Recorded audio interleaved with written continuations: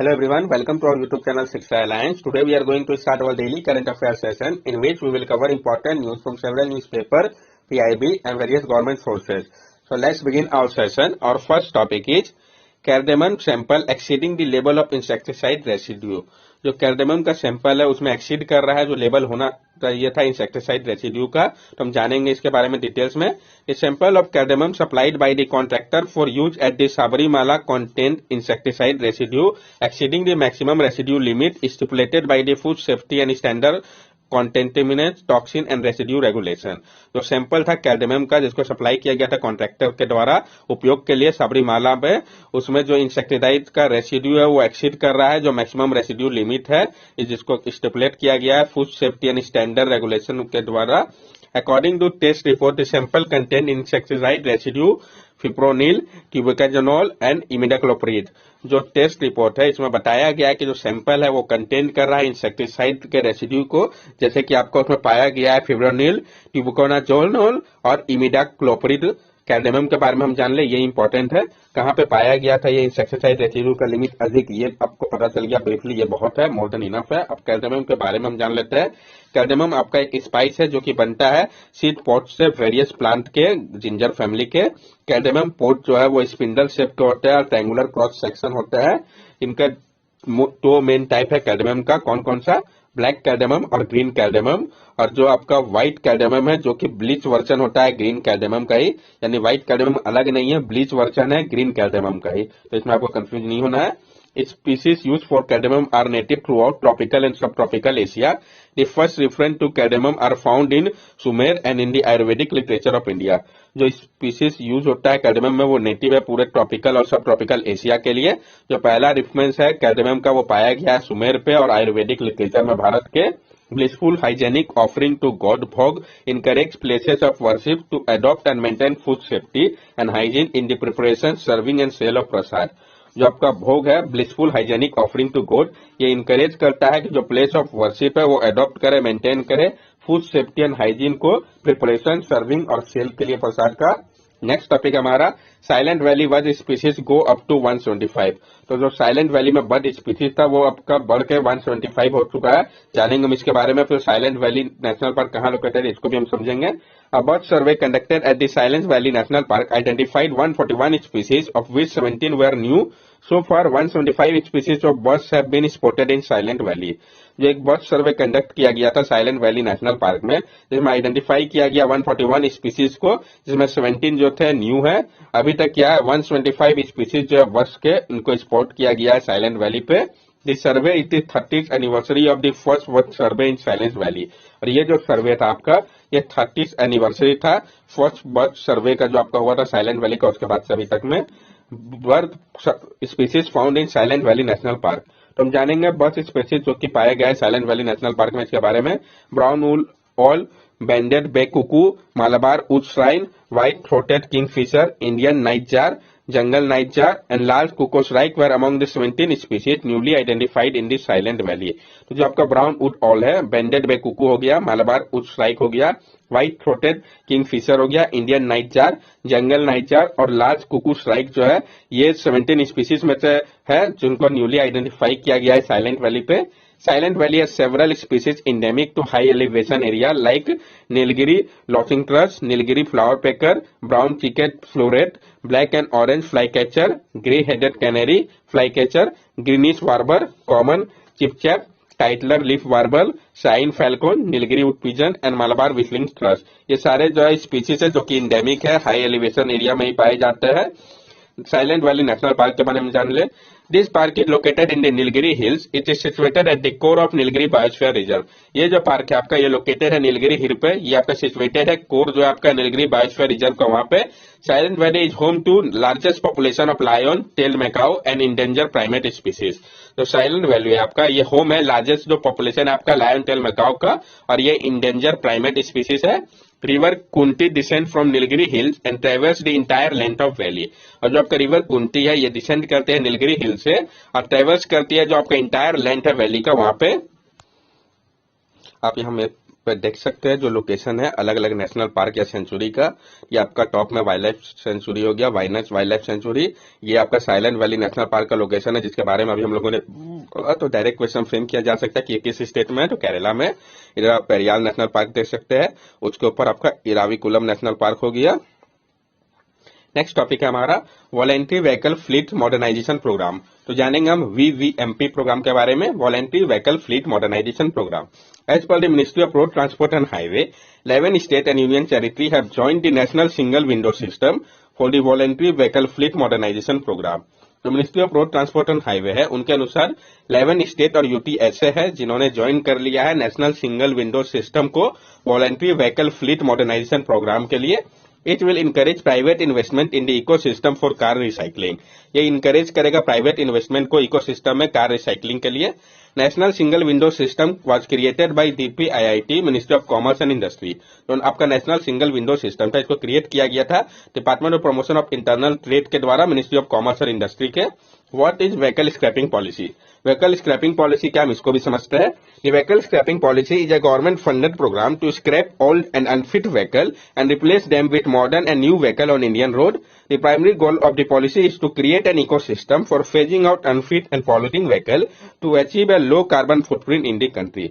जो आपका vehicle scrappage policy है, ये गवर्नमेंट फंडेड प्रोग्राम है ताकि स्क्रैप किया जा सके जो पुराना या अनफिट व्हीकल है और इसको रिप्लेस किया जा सके मॉडर्न या न्यू व्हीकल से इंडियन रोड पे।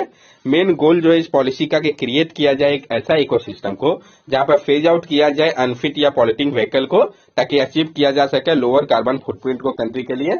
ये आप यहाँ पे देख सकते हैं जो समझाया गया है voluntary vehicle fleet modernisation programme को। The private vehicle older than 20 years will be deregistered from June 1st, 2024 if they fail the fitness test or their registration certificate is not renewed. जो प्राइवेट व्हीकल होंगे जो कि पुराना होंगे 20 year से ज्यादा, उनको जी रजिस्टर कर दिया जाएगा जून 1st, 2024 से, यानी अभी समय है। अगर वो फेल करते हैं फिटनेस टेस्ट को या उनका रजिस्ट्रेशन सर्टिफिकेट को रिन्यूड अगर नहीं किया गया तो heavy commercial vehicle older than 15 years will be D register from April 1st, 2023। और जो आपका हैवी कमर्शियल व्हीकल है जो कि ओल्डर होगा 15 ईयर से ज्यादा, उनको डी रजिस्टर कर दिया जाएगा अप्रैल 1st, 2023 से। Setting up of register vehicle, set किया जाएगा रजिस्टर व्हीकल स्क्रैपेज पॉलिसी को। Formalise vehicle scrapping industry and bringing in more investment, formalise किया जाएगा व्हीकल स्क्रैपिंग इंडस्ट्री को और ज्यादा इन्वेस्टमेंट लाया जाएगा इसके लिए। While treating as vehicle as a scrap, the policy consider age of the vehicle, its quality of bracket, engine performance, etc. जो ट्रीट किया जाएगा व्हीकल को एक स्क्रैप के तौर पे, ये जो पॉलिसी ये कंसीडर करेगा जो एज है व्हीकल का उसको, उसके क्वालिटी को, ब्रेक का, इंजन का परफॉर्मेंस, इन सब को। जो आपका ये है ये इफेक्ट में कब आएगा, तो अप्रैल 1st, 2022 में आ चुका है ये जो पॉलिसी है। इसके बारे में हम समझ ले थोड़ा सा। तो जो ऑर्गेनाइज स्क्रैपिंग कही गई है और अनऑर्गेनाइज स्क्रैपिंग, तो ऑर्गेनाइज स्क्रैपिंग प्रोसेस जो है ये ऑब्सोल्यूट व्हीकल होगा जिसमें गुड्स जो है इंडिविजुअल से गवर्नमेंट फैसिलिटेट करेंगे ऑक्शन को और इंश्योरेंस फर्म के साथ मिलके। नेक्स्ट स्टेप में जो आइटम्स होगा जो कि नहीं फिट है रिसाइकलिंग के लिए, उसको डिसेंबल किया जाएगा और रिमेनिंग मेटल स्क्रैप को श्रेड किया जाएगा।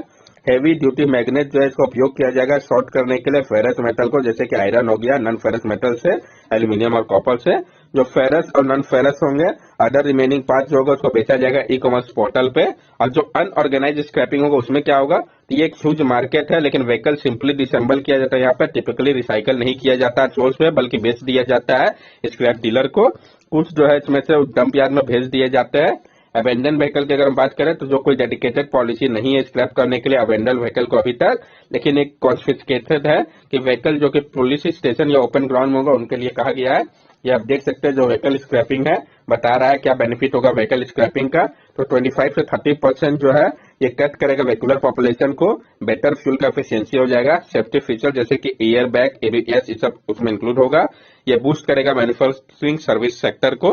इम्प्लीमेंटेशन की जो बात कही गई है तो यहाँ पर दिखाया जा रहा है इम्प्लीमेंटेशन प्रोसेस क्या होगा इस स्कीम के लिए। तो पहले सबमिशन करना होगा व्हीकल डॉक्यूमेंट को, फिर इलेक्ट्रॉनिक डॉक्यूमेंट वेरिफिकेशन होगा, देन कलेक्शन होगा व्हीकल और वीवीएमपी सर्टिफिकेट इशुएंस को। उसके बाद आपका क्या होगा, तो रिसाइकल किया जाएगा श्रेडेड ओल्ड व्हीकल को, रिप्लेस किया जाएगा व्हीकल परचेज को, और लास्टली आपको इंसेंटिफाइज किया जाएगा जो अमाउंट ट्रांसफर होगा गवर्नमेंट ऑफ से ओईएम को और ओईएम से डीलर को। नेक्स्ट टॉपिक है हमारा biodiversity of the bee population critical for ecosystem, PIB की न्यूज है। तो हम जानेंगे इसके बारे में कि क्यों ऐसा कहा गया है कि जो बायोडाइवर्सिटी या बी पॉपुलेशन का ये इंपॉर्टेंट है इकोसिस्टम के लिए। A report highlighted that the biodiversity of the bee population is essential to preserving the ecosystem function of crop population, which is crucial to the availability of food for human। जो एक report है जो कि highlight करता है कि जो biodiversity है बी पॉपुलेशन का ये बहुत ही जरूरी है प्रिजर्व करने के लिए इकोसिस्टम का फंक्शन को, क्रॉप पॉलिनेशन का, जो कि इंपॉर्टेंट है अवेलेबिलिटी को लेके फूड का ह्यूमंस के लिए। बी कल्टीवेशन या एपीकल्चर के बारे में हम जान ले। Apiculture is the science and culture of honey बीज एंड देयर मैनेजमेंट। एपीकल्चर जो है ये साइंस और कल्चर है हनी बी का और उनके मैनेजमेंट के अनुसार। As per the FAO, Indian ranked 8 in 2017-18 in the world in terms of honey production। और FAO के अनुसार इंडिया का रैंक 8वें पोजीशन में है 2017-18 के समय पे वर्ल्ड पे हनी प्रोडक्शन को लेके। National beekeeping and honey mission was launch to achieve the goal of sweet revolution. और नेशनल बी कीपिंग और हनी मिशन को लॉन्च किया गया है अचीव करने के लिए जो गोल है स्वीट रिवोल्यूशन का। Opportunity in the beekeeping sector, क्या अपॉर्चुनिटी है इस सेक्टर पे? Low investment and highly skilled enterprise model, यानी इन्वेस्टमेंट कम क्या हो सकता है और हाईली स्किल्ड इंटरप्राइज मॉडल है ये आपका। The demand for good quality honey has grown, जो डिमांड है गुड क्वालिटी हनी का उसमें काफी ज्यादा बढ़ाव देखा गया है। रोल इन पॉलिनेशन, जो बी है आपका काफी मदद करती है पॉलिनेशन में। Scaling of beekeeping will double farmer income, और बढ़ा के बी कीपिंग को ये डबल कर देगा फार्मर के इनकम को। Challenges face by the beekeeping sector, क्या चैलेंजेस है जिसका सामना करना पड़ता है बी कीपिंग सेक्टर को? Indigenous method of beekeeping, this is primitive and unplanned method of apiculture. जो आपका पुराना मेथड है बी कीपिंग का ये प्रिमिटिव है और अनप्लान मेथड है एपीकल्चर के लिए। Using the correct species of beekeeping, उपयोग करना करेक्ट स्पीसीज बी कीपिंग के लिए ये भी एक चैलेंज है। Lack of technical knowledge for efficient management of colony for high honey field, जो कमी है टेक्निकल नॉलेज का एफिशिएंट मैनेजमेंट को लेकर कॉलोनी का हाई हनी यील्ड के लिए। Lack of infrastructure at the grass root and national level for beekeeping, कमी है इंफ्रास्ट्रक्चर का ग्रास रूट और नेशनल लेवल में बी कीपिंग के लिए।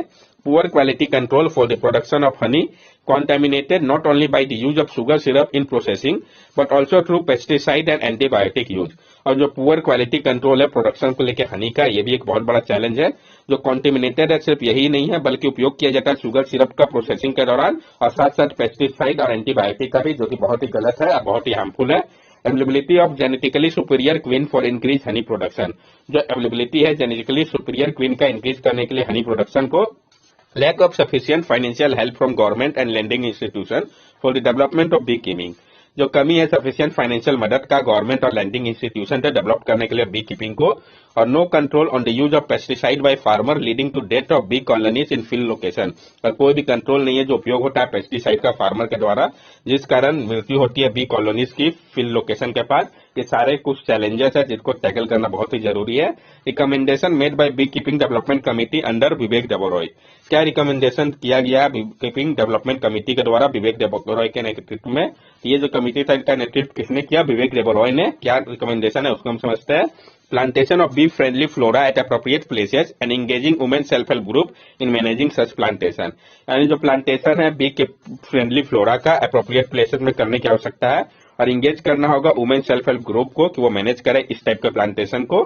इंस्टीट्यूशनलाइजिंग the national bee board and rechristening it at the honey and pollinator board of India and the ministry of agriculture and farmer welfare, हमें institutionalise करना होगा national bee board को और रिक्रिस्टेंट करना होगा इसको कि ये हनी एंड पॉलिनेटर बोर्ड है भारत का, ministry of agriculture and farmer welfare के अंतर्गत आएगा। Recognition of apiculture as a subject for advanced research under the aegis of ICAR, recognition देना होगा कि जो एपीकल्चर है आपका वो एक सब्जेक्ट है एडवांस रिसर्च का आईसीईआर के नेतृत्व में। ट्रेन करना होगा, डेवलप करना होगा बी कीपर को स्टेट गवर्नमेंट के द्वारा, डेवलप करना होगा नेशनल और आपका रीजनल इंफ्रास्ट्रक्चर को, सिंप्लीफाई करना होगा जो प्रोसीड्यूर है और स्पेसिफिकिंग क्लियर स्टैंडर्ड को ताकि आसान किया जा सके एक्सपोर्टिंग हनी को हाईटेक एपियरीज के लिए, कमर्शियबल बी फार्मिंग के लिए। रिसर्च जो है आपका बी कीपिंग और बी बिहेवियर के लिए उस फील्ड में रिसर्च करना होगा। इससे रिलेटेड जो न्यूज आया था हम उसको भी कंसीडर कर लेते हैं। तो वर्ल्ड का पहला वैक्सीन जो है हनी बीज के लिए जो कि कंडीशनल नोट पे यूएस में तैयार किया गया है, तो कहां पे किया गया? तो यूएस में। United state department of agriculture ने अप्रूवल दे दिया है कंडीशनल लाइसेंसिंग को लेकर वैक्सीन का हनी बी के लिए ताकि कर्व किया जा सके अमेरिकन फॉल ब्रूड जो कि एक फेटल बैक्टीरियल डिजीज है जो कि इंसेक्ट में होता है। अमेरिकन फॉल ब्रूड के बारे में हम जान ले तो आपका जो एएफबी है अमेरिकन फॉल ब्रूड, इसके कारण जो स्पोर फॉर्मिंग बैक्टीरियम पेनिबैसिलस लार्वा है इसका डेवलप हो जाता है। ये जो इन्फेक्टेड ब्रूज होते हैं ये यूजुअली डाई करते हैं प्री प्यूपल या प्यूपल स्टेज में, और इस डिजीज को क्योर नहीं किया जा सकता। इसका मतलब है कि डिस्ट्रक्शन होना इन्फेक्टेड कॉलोनी और हाइव्स का और इरेडिएशन होना इन्फेक्टेड मटेरियल का एक लौटा तरीका है एएफवी से बचने के लिए। कैसे ये वैक्सीन काम करेगा? ये तो वैक्सीन टेक्नोलॉजी है, ये एक्सपोज कर देगा क्वीन बीज को कि वो इनएक्टिव हो जाए यानी डेड हो जाए बैक्टीरिया से, जिससे क्या होगा, ये इनेबल करेगा लार्वा हेल्थ को हाइव पे रेसिस्ट करने से इन्फेक्शन को। वैक्सीन को मिक्स किया गया है क्वीन कैंडी पे, जो कि मेन फूड सोर्स है दोनों ही क्वीन बी और अटेंडेंट बी का, जो कि रहते हैं केजेस में। वर्कर बी जो है वो कंज्यूम करता है वैक्सीन को, जो कि क्वीन कैंडी में होता है। उसके बाद वो डाइजेस्ट करता है, ट्रांसफर करता है इसको ग्लैंड पे, जो प्रोड्यूस करता है रॉयल जेली को। वर्कर भी फीड करते हैं रॉयल जेली पे, जो कि कंटेन करती है वैक्सीन को क्वीन बी के लिए। ये क्वीन डाइजेस्ट होता है रॉयल जेली से और वैक्सीन उसका ट्रांसफर हो जाता है ओवेरी पे। उसके बाद इसको रिलीज किया जाता है हाइव पे। वैक्सीन जो है उसका ट्रांसफर होता है डेवलपिंग एग्स पे, और ये जो डेवलपिंग लार्वा है वो वैक्सीनेटेड होता है और ये और ज्यादा इम्यून होता है इन्फेक्शन के खिलाफ जब वो हैच करता है। तो अब हम national beekeeping and honey mission के बारे में भी जान लें, ये भी इंपॉर्टेंट है। तो national beekeeping and honey mission NBHM ये सेंट्रल सेक्टर स्कीम है जिसको अप्रूव किया गया था आत्म भारत के अंतर्गत, जिसको अनाउंस किया गया था, इंप्लीमेंट किया जा रहा है नेशनल बी बोर्ड के द्वारा। National beekeeping and honey mission का मकसद है ओवरऑल प्रमोट करना, डेवलप करना साइंटिफिक बी कीपिंग को कंट्री पे और अचीव करना जो गोल है स्वीट रिवोल्यूशन का, जिसको इंप्लीमेंट किया जा रहा है नेशनल बी बोर्ड के द्वारा। इस स्कीम के अंतर्गत जो मेन फोकस होगा वो अवेयरनेस के ऊपर, कैपेसिटी बिल्डिंग और ट्रेनिंग, फोकस करना वुमेन एम्पावरमेंट को बी कीपिंग के लिए और सेटअप करना रिक्विसाइट इंफ्रास्ट्रक्चर फैसिलिटी, इन सबके ऊपर मेन फोकस होगा। That's all for daily current affair session. अगर आपको हमारी वीडियो अच्छी लगी हो तो हमारे चैनल सब्सक्राइब करें, हमारे वीडियो को लाइक करें और ज्यादा से ज्यादा शेयर करें। These are our social media link. From here also you can stay connected with us and give us your valuable feedback. Thank you and have a nice day.